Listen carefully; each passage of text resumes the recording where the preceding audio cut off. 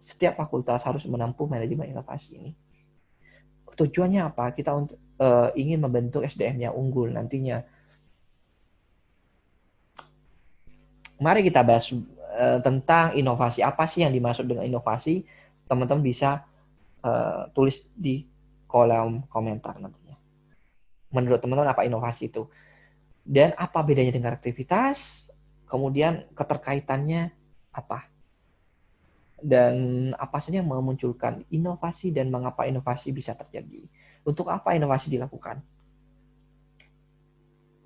Oke, ini adalah perbedaan mengenai inovasi dan kreativitas, di mana kreativitas itu adalah kemampuan berdaya imajinasi tinggi untuk melakukan hal baru, sedangkan inovasi adalah proses menemukan atau menerapkan hal yang baru dalam situasi baru secara kritis dan kreatif untuk memecahkan masalah, mengubah keadaan, bertahan dan berkembang di tengah persaingan.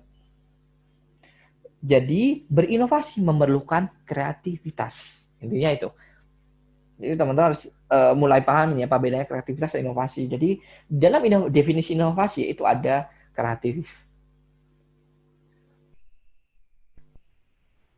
Inovasi bertujuan untuk menyelesaikan masalah, menciptakan perubahan, meningkatkan kualitas, efektivitas, efisiensi, dan masa berlaku sebuah produk atau jasa, sehingga pada endingnya mereka akan meningkatkan daya saing. Jadi inovasi itu kita menciptakan sebuah perubahan. Berarti perubahan apa? Hal yang baru, bisa jadi hal bukan benar-benar baru, berapa persen baru, yang penyempurnaan dari hal yang sudah ada. Apa itu manajemen inovasi? Manajemen inovasi itu adalah bagaimana kita melakukan pembelajaran untuk melatih kemampuan berpikir kritis, kreatif, kolaboratif, komunikatif, dan melakukan inovasi. Jadi kita akan melakukan pembelajaran bagaimana sih merangsang teman-teman untuk berinovasi dalam memecahkan suatu masalah. Nanti kita akan melakukan berbagai model.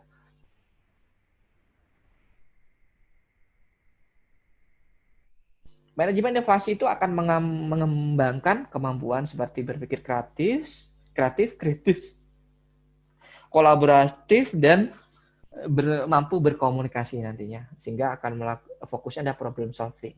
Jadi nanti teman-teman saya ajak untuk menganalisis sebuah masalah. Teman-teman bisa melihat sebuah masalah itu akhirnya menghasilkan pendekatan atau pemecahan solusi yang baru.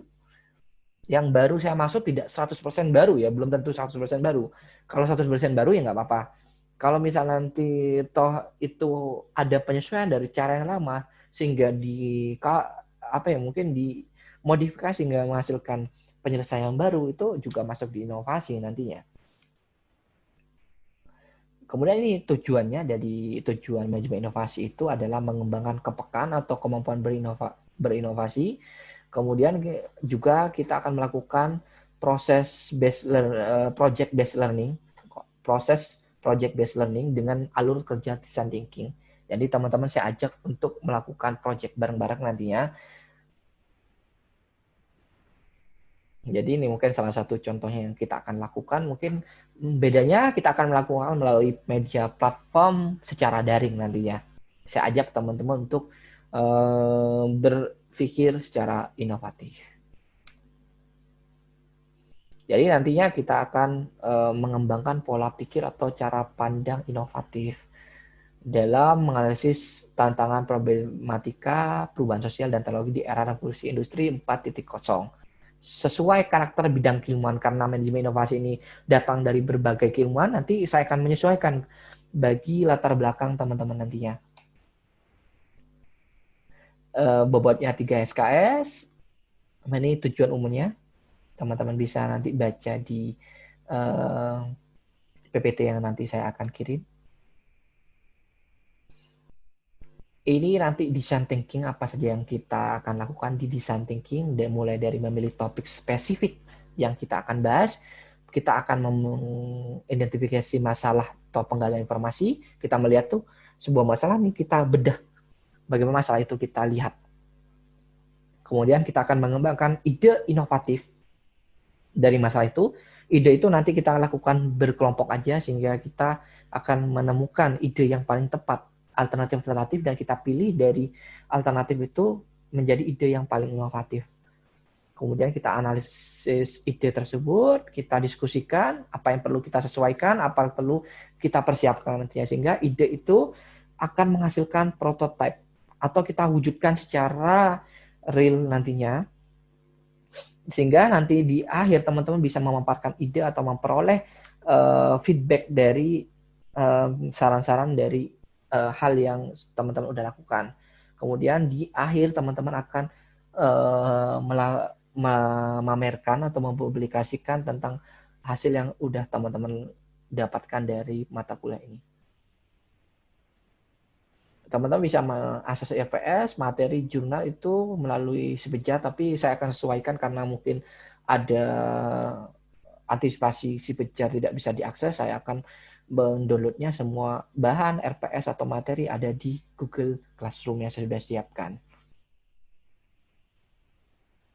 Ini ada tugasnya, nanti teman-teman bisa baca apa saja yang akan ini nanti akan saya lakukan penyesuaian. Jadi kalau teman-teman ternyata nanti menemukan tugas yang akan sedikit berbeda, ini kan merupakan acuan dari universitas, tapi saya akan melakukan modifikasi dari model-model ini, sehingga teman-teman juga perlu heran nanti kalau ada berbagai perubahan-perubahan yang saya lakukan. Oke. Ini nanti tugasnya tidak perlu nanti saya akan berikan tugas tersendiri. Oke, terima kasih untuk kesempatannya. Nanti kita akan bahas lagi mengenai lebih lanjut RPS atau metode kuliah di sambil jalan. Kemudian setelah ini saya akan juga membahas apa saja gambaran yang kita akan hasilkan.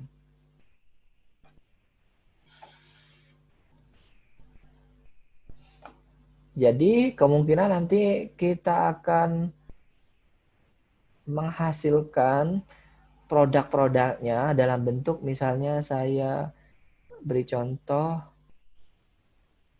ini kemudian.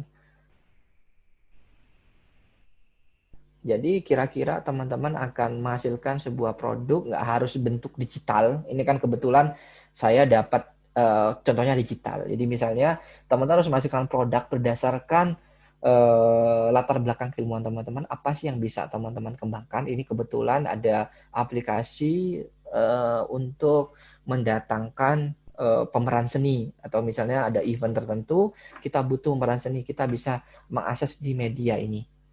Ini salah satu contoh saja. Aplikasi kebetulan contohnya dalam bentuk aplikasi digital. Kalau teman-teman mau berinovasi di bidang lain, teman-teman punya produk yang nggak non-digital, saya persilahkan teman-teman.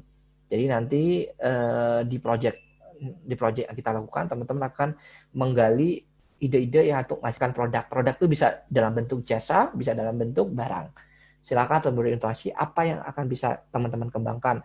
Nggak harus bentuk, di sini hanya contohnya digital, nggak harus bentuk aplikasi digital. Bisa bebas apapun, teman bisa eksplorasi. Kalau misal teman-teman ini akan sama tidak ya Pak nanti dengan produk yang sudah ada? Apakah nggak inovatif nggak kalau nanti dinilai inovatif nggak kalau sudah produknya sudah ada? Tidak perlu khawatir. Misalnya teman-teman sudah melakukan inovasi, menghasilkan produk yang baru, yang tadi saya sempat, produk baru itu tidak selalu benar-benar baru 100%. Teman-teman bisa mengambil satu contoh barang tertentu, modifikasi dan ada perubahan tertentu sehingga menghasilkan produk yang baru. Itu salah satu yang disebut inovatif. Oke, nanti kita akan bahas lagi di pertemuan berikutnya mengenai apa-apa yang teman lakukan. Ini hanya contoh aja gambaran teman-teman untuk kedepannya akan menghasilkan apa. Jadi akan teman-teman akan saya minta untuk menghasilkan produk, nanti kita pamerkan bersama-sama. Oke.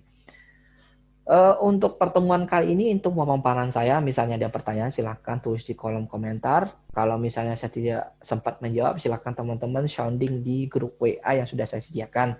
Teman-teman bisa berkomunikasi di sana. Oke, terima kasih untuk hari ini, teman-teman.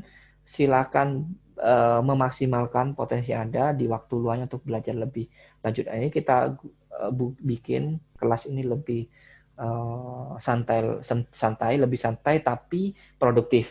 Jadi kita akan melakukan perkuliahan yang tidak perlu stres tentang perkuliahan daringnya. Teman-teman bisa enjoy aja sampai perkuliahan ini berlangsung. Untuk kesalahan kata yang disengaja atau tidak sengaja tadi yang saya udah ucapkan, misalnya tidak berkenan di hati teman-teman, saya mohon maaf. Untuk pertemuan kali ini saya akhiri. Assalamualaikum warahmatullahi wabarakatuh.